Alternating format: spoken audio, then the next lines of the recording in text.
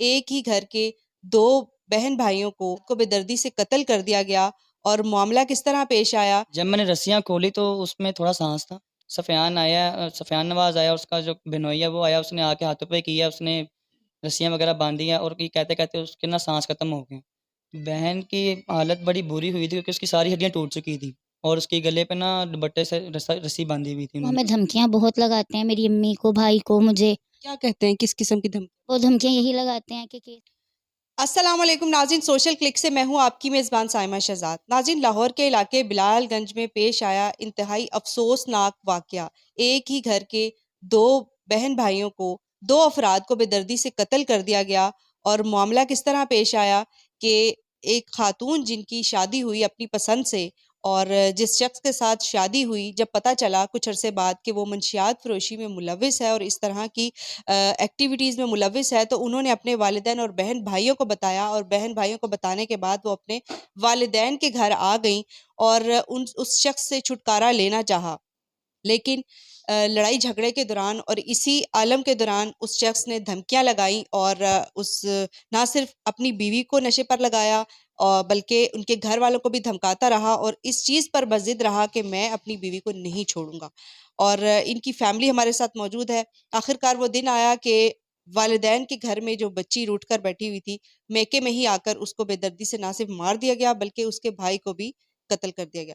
इनकी फैमिली हमारे साथ मौजूद है, माँ जी हैं, इनके भाई हैं, बहनें हैं, इनसे बात करते हैं कि इनके साथ अभी तक इंसाफ का कोई मामला पेश नहीं आया। इस वाक़ये को भी काफ़ी अर्सा गुज़र चुका है, इनसे बात करते हैं। अस्सलाम। वालेकुम सलाम। जी। माँ जी, ये बताएँ कि ये वक़ूआ किस तरह पेश आया? आप उस वक़्त कहाँ पे थीं और बच्ची आपके पास कितने अरसे से रहे? मैं घर पर नहीं थी, मैं घर से बाहर गई थी, तो मेरे सब कुछ पीछे हुआ ये, फिर मुझे बच्चों ने आगे नहीं आने दिया क्योंकि मुझसे बर्दाश्त नहीं हो रहा था। इसलिए मुझे उन्होंने साइड पे कर दिया, मैं तो आगे आई नहीं, मुझे उन्होंने लेकर नहीं गए आगे, कहते हम अम्मी को आगे नहीं लेके जा रहे, मुझे किसी ने बताया भी नहीं, मुझे बाद में पता लगा है। तो बेटी की शादी मतलब किस तरह हुई थी और कितने अरसे से आपस में उनका लड़ाई झगड़ा? लड़ाई झगड़ा तो काफ़ी अरसे से चल रहा था, मगर हम कहते थे बेटा जी अगर तूने इसके साथ तो ये नहीं सलूक करा, छोड़ दे उसको। कहती ये मेरे साथ बिल्कुल सही है। जो मेरी जो ननद है ना फिरदौस, उसने जो है ना क्या कहते हैं इसको भड़काया हुआ है, उसकी वजह से सब कुछ झगड़े। शादी आप लोगों की मर्ज़ी से हुई थी या उन्होंने? पता भी नहीं था, हमारे से घर से चली गई थी ये अपनी मर्ज़ी से और जाकर बाहर शादी कर ली थी।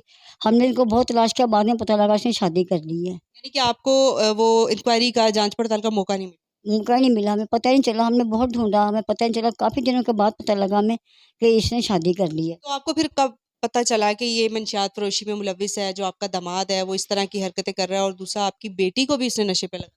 ये तो तकरीबन जब उसका बेटा हुआ ना, तो उस टाइम पता लगा कि ये मंशियात इस तरह बेचता है, मगर पहले हमें नहीं था पता कि ये हम कहते हैं मुर्गी का काम करता है, उसके अब्बू भी मुर्गी का काम करते थे।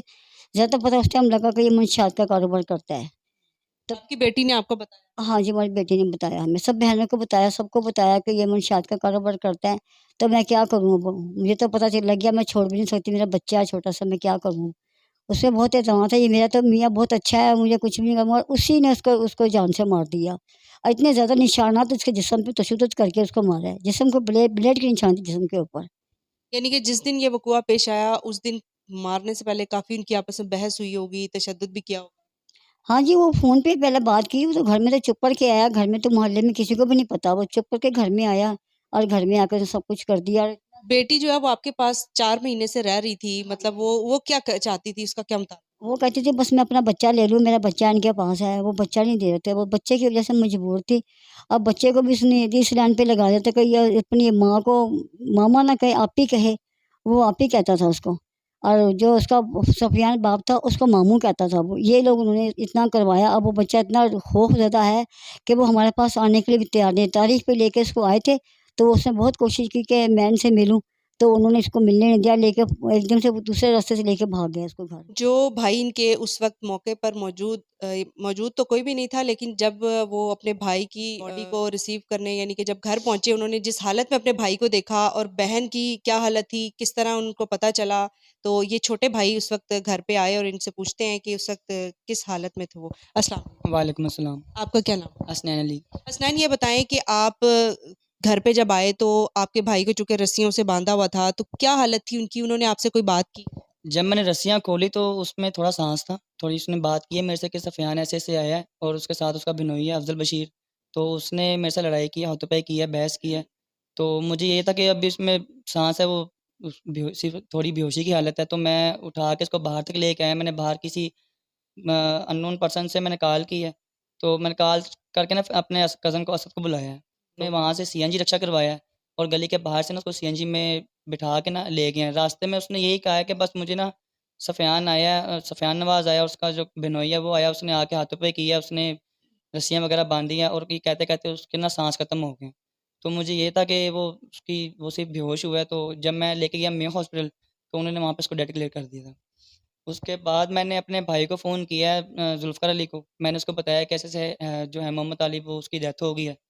तो वो वहाँ पे मौके पे आया है, तो आने के बाद उसने मेरे दूसरे भाई को फ़ोन किया, शाहनवाज़ अली को।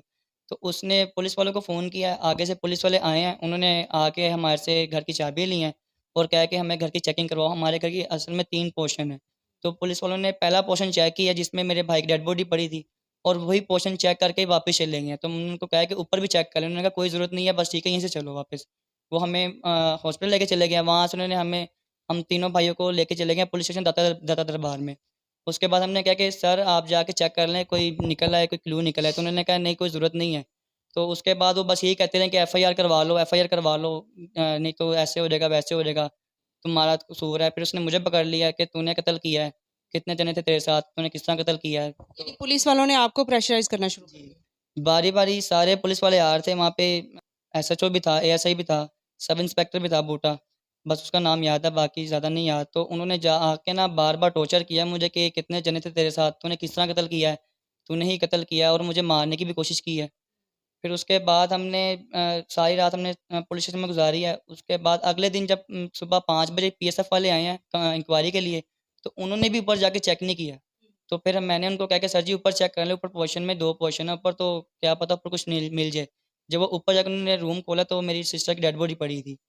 यानी कि 24 घंटे तक उन्होंने ये गवारा नहीं किया कि बाकी भी घर की बाकी घर को चेक किया जाए, हो सकता है वहाँ से हमें कोई सबूत मिल जाए। तो बाद में जब उन्होंने अगले दिन चेक किया तो फिर बहन की जो डेड बॉडी थी उसकी क्या हालत थी? बहन की हालत बड़ी बुरी हुई थी क्योंकि उसकी सारी हड्डियाँ टूट चुकी थी और उसके गले पे ना दुपट्टे से रस्सी बाँधी हुई थी उन्होंने। और उसके बाद जब उन्होंने डेड बॉडी देखी तो उन्होंने कहा है कि तूने कत्ल किया, तूने किस तरह कत्ल किया है? वो जो पीएफएस वाले आए थे, उन्होंने भी मुझे यही कहा कि तूने कत्ल किया है, किस तरह कत्ल किया है, कितने जने थे तेरे साथ? तो हमें तू सही सच-सच बता दे, हम तुझे बचा लेंगे, तू हमें सच-सच बता दे। तो मैंने कहा मैंने कत्ल नहीं किया, मेरे बहन-भाई हैं, मैं क्यों कत्ल करूँगा? उसके बाद ये मुझे लेके चले गए, कभी दाता दरबार लेके जा रहे हैं, कभी भाटी थाने लेके जा रहे हैं, कभी लोअर माँ लेके जा रहे हैं। लेके बस घूमे जाए, 3 दिन उन्होंने मुझे ऐसे ही घुमाते रहे, मुझे घरवालों को उन्होंने नहीं दिया। मेरे घरवालों को यही कह रहे थे कि मैं सेफ जगह पे हूँ, कभी मुझे लोअर माल लेके जा रहे हैं, कभी कहीं। फिर उसके बाद मेरे भाई जो 2 आए हैं, उन्होंने न्यूज़ वालों से कॉन्टैक्ट किया। न्यूज़ वाले आए हैं, तो उन्होंने जाके मुझे कहीं बाहर निकाला है पुलिस स्टेशन से। यानी कि वाक़ये की इंक्वायरी और तफ्तीश करने के बजाय जो भाई थे जिन्होंने अपने भाई को आके बचाया और उसको बचाने की कोशिश की बेसिकली, और उनकी जो बॉडी है उनको हॉस्पिटल ले जाने की कोशिश की, तो उन पर ही प्रेशराइज़ उनको ही किया जाने लगा कि इन्होंने कत्ल किया है। इनकी बहन हमारे साथ मौजूद है, इनसे बात करते हैं और पूछते हैं कि बहन की हालत उस वक़्त क्या थी जब इनको पता चला कि उसकी डेथ हो गई है? अस्सलाम। वालेकुम अस्सलाम।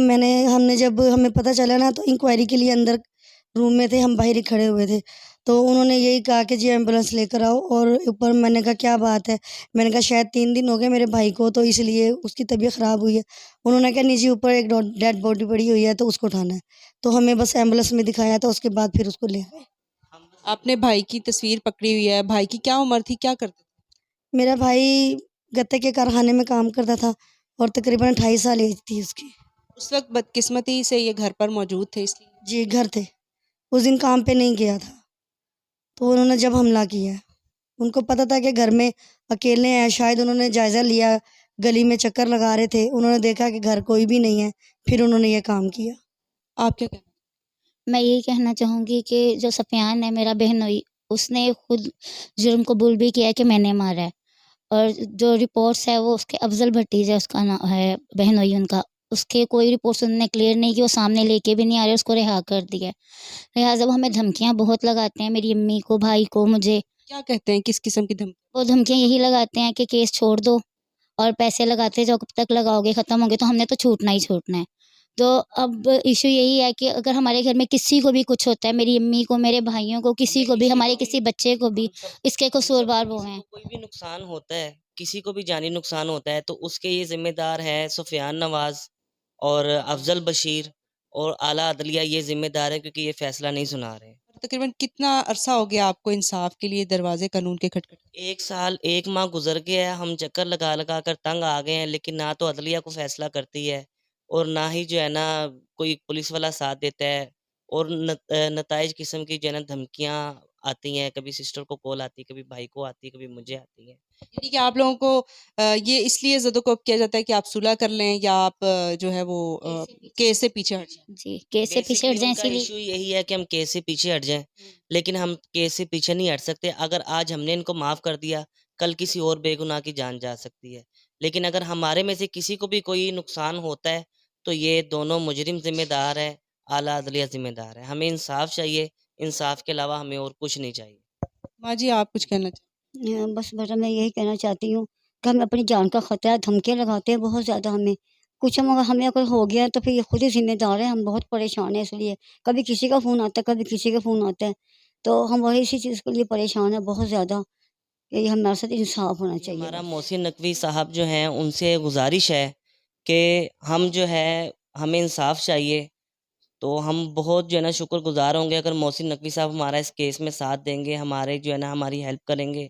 हम बहुत परेशान हैं, 1 साल से भी ज़ायद गुज़र गया, हमारे साथ कोई इंसाफ़ नहीं हो रहा। आपसे उस गुज़ारिश है, आला अदलिया से गुज़ारिश है, मोहसिन नकवी साहब, वज़ीर आला पंजाब से गुज़ारिश है कि हमारी मदद की जाए। नाज़रीन, आपने इनकी गुफ्तगू सुनी, माँ जी की गुफ्तगू सुनी। अब तो गम से इस कदर ये बेहाल हैं कि इनके आँसू भी सूख चुके हैं। इतना अरसा गुज़र चुका है, 1 साल और उसके ऊपर भी अरसा गुज़र चुका है और इनसे अभी तक इनके जो केस है उसकी सुनवाई नहीं हो रही और जो मुल्ज़िम है वो अभी तक सलाखों के पीछे तो है, जुर्म का एतराफ़ भी कर लिया है, लेकिन अभी तक इंसाफ़ वाला कोई मामला पेश नहीं आ रहा। तो हमारी आप लोगों से भी गुज़ारिश है कि इनके इस प्रोग्राम को ज़्यादा से ज़्यादा शेयर करें ताकि आला हुकाम तक जो है ये पहुँच सके और उनकी जो भी उनका निज़ाम है वो हरकत में आए और इन लोगों के लिए इंसाफ़ मुहैया किया जाए। अपना बहुत सारा ख़्याल रखिएगा। Thank you so much. अल्लाह हाफ़िज़।